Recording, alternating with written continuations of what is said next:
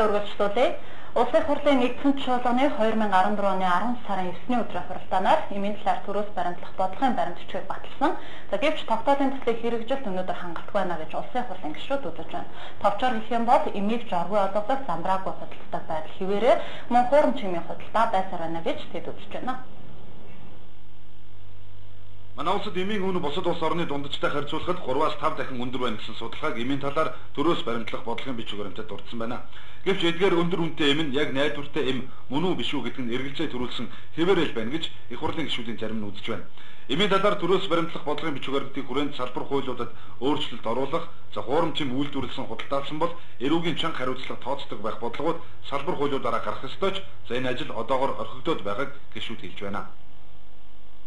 Орос улбаны улс Украин посткоммунист орнууд хуурамч эмтэйгээ яаж тэмцсэн бэ гэхээр маш чанга эрүүгийн хариуцлага хүлээсэн байгаа. За үүний цаана өхний үр удамд нөлөөлөх өхний амьнас байгаа учраас хариуцлага чангадсан. Улмаар энэ сүлжээ бол багассан байдгаа. Тэгэхээр хариуцлага чангадах хэрэгтэй. Ер нь тэр бус орнуудын жишээ байх хэвээр ер нь хүний үхэл өвчин зовлонгоор ингэж бизнес хийж ингэж хуурч мэхэж одоо ашиг олно гэдэг чинь өөрөө бол эрүүгийн гэмтэр байхгүй юу. Тэгэхээр ингэсэн тохиолдолд бол эрүүгийн гэмтрийг хуурамчин үйлдвэрлэсэн борлуулсан ингэсэн тохиолдолд бол эрүүгийн гэмтэр үүсдэг ийм тогтолцоо бол тэрийг чангадах энэ зайлшгүй шаардлага бас амьдралдаа хүлээгч юм л да.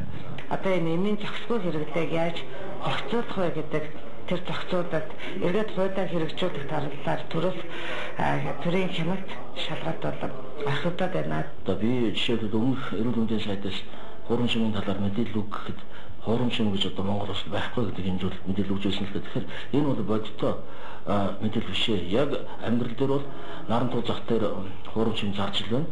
За босод одоо сүлжээгээр одоо хуурамч эм зарж байгаа.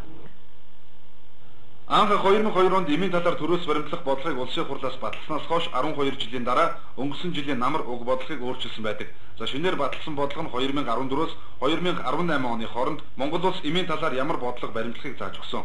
За товчхондоо эмийн хэрэглээ худалдаа стандарт хяналтыг олон улсын жишгт нийцүүлж сайжруулна гэсэн байгаа. За улсын хурлын нийгмийн бодлогын байнгын хороо уг тогтоолын хэрэгжилтэнд хяналт тавьж ажиллах үүргийг хүлээсэн.